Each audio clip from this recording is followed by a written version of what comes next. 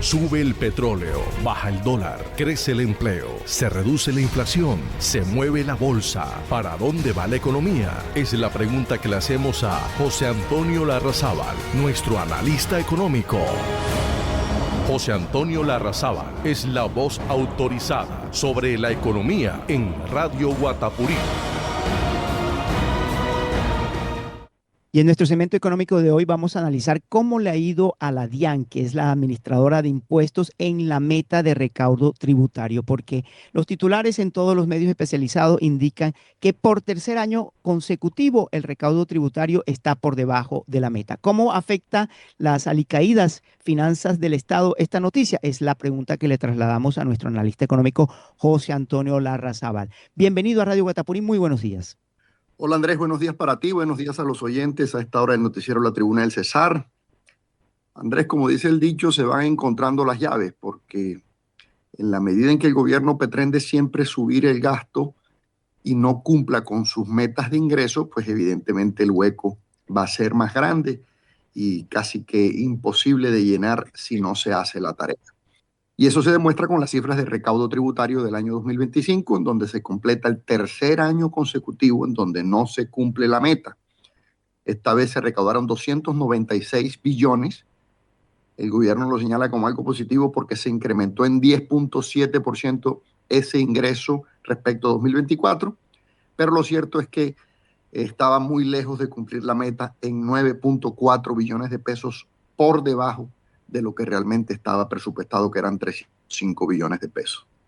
Eso sucedió también en el 2024, cuando se recaudaron 267 billones y la meta era casi 280 billones, y en el 2023 también, cuando lo que se recaudó estuvo por debajo de la meta en 3.6%. Es decir, no se ha cumplido la meta en los últimos años. Y eso, pues, evidentemente deja entrever lo que sucede en últimas respecto a la planificación. Para muchos, incluso, no se trata de que las metas fueran excesivamente ambiciosas, sino que el gobierno no hace la tarea correspondiente. En un momento, a principios de este gobierno, se señaló un proceso de modernización de la DIAN que incluso se intentó financiar y se consiguieron los recursos, pero eso realmente no se llevó a cabo. El tema de implementación de nuevos más plataformas y circunstancias e instrumentos que se estaban necesitando precisamente para mejorar en términos de recaudo no se han hecho. Y hoy para muchos expertos se señala que gran parte de ese hueco o de ese no cumplir la meta radica en el hecho de que hay falta de gestión. El tema de lucha contra la evasión, contrabando, morosidad, Andrés, representa casi que 60 billones de pesos. Eso quiere decir que casi que ni reforma tributaria se necesitaría si la DIAN se le dieran los instrumentos y si además hiciera la tarea. Entonces sí deja mucho que desear esta cifra, porque creo que en últimas es a darle explicación a un hecho que el gobierno no ha sido capaz de sintonizarse, y es que no puede subir los gastos si efectivamente los ingresos no son los que espera. José Antonio, este ha sido un dolor de cabeza de este gobierno, en el sentido en que se fija unas metas de recaudo que luego no cumple. Pero y eso me lleva a una pregunta de fondo, y es: ¿las metas que se han fijado son desproporcionadas, son irrealizables, o realmente ha habido pereza fiscal en hacer esos recaudos? Porque si vemos a una DIAN que al ciudadano común le llegan correos avisándole con anticipación que tiene que presentar su declaración de renta, en el caso de las personas naturales y jurídicas, que tiene que presentar el impuesto de ventas, o sea, el IVA, y así sucesivamente. Entonces, mi pregunta de fondo es: ¿las metas que se fijó el gobierno eran desproporcionadas o ha habido más bien pereza fiscal? Andrés, si analizamos año tras año, quizás la meta más alta en su momento para el año fue 2023, cuando apenas entró en vigencia una reforma tributaria que el mismo gobierno había impulsado y había logrado. En ese año, para ese momento, la meta era alta, pero de ahí en adelante, 2024-2025, no han sido metas ambiciosas, han sido metas posibles. Lo que pasa es que creo que el gobierno no ha hecho la tarea. Y para la muestra está el hecho que incluso señalan muchos exdirectores de la DIAN, y es que el último director en propiedad que tuvo la DIAN fue el señor Luis Carlos Reyes, y hace cuánto no se retiró. De ahí en adelante ha tenido encargo tras encargo. Pareciera como que si el gobierno no le prestara la atención requerida que la DIAN necesita, y sobre todo no le diera los instrumentos que la DIAN está esperando realmente revisar.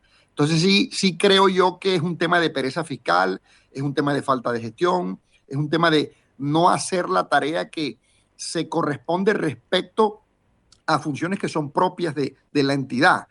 No se trata, Andrés, de que a quienes declaramos nos llegue la carta. No es precisamente a ellos a quienes nos tienen que buscar, sino a los que no pagan.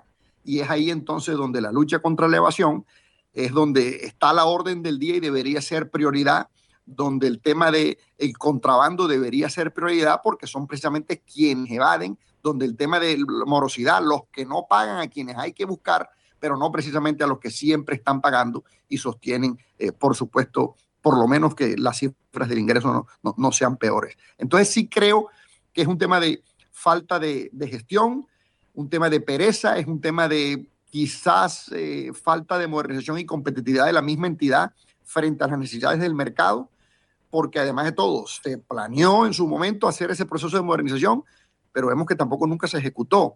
Entonces, no podemos esperar buenos resultados cuando no se tienen los instrumentos.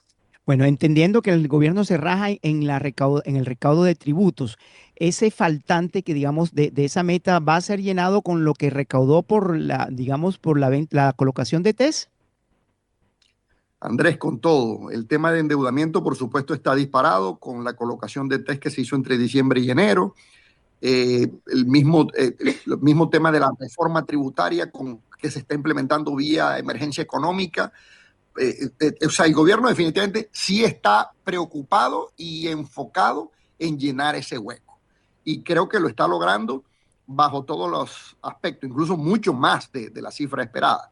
Pero creo que va en detrimento de la sostenibilidad fiscal del mismo país, de la salud de las finanzas públicas, y no se detiene precisamente donde tiene que detenerse.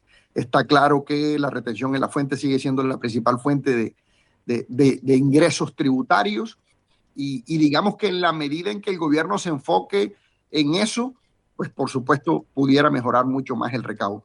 Pero insistimos en lo mismo. Digamos que si se trata de financiar el hueco, Andrés, el gobierno resolvió ya su problema, muy a pesar de que el recaudo no se cumplió. Y lo resolvió vía mayor endeudamiento, y lo resolvió vía, por lo menos, implementando hasta ahora, y no sabemos si tendrá éxito al final, porque falta la decisión final de la Corte Constitucional, pero hoy el mismo decreto de emergencia económica que le ha permitido implementar otros impuestos que fueron tumbados en reforma tributaria, eso le está haciendo la tarea para llenar el hueco que pretende el gobierno llenar. José Antonio, muchas gracias por su análisis y le deseamos un buen resto de día. Gracias, Andrés. Buen día para todos. 7:59 de la mañana, Panorama Económico en Radio Guatapurí. Si lo dijo Guatapurí, créalo.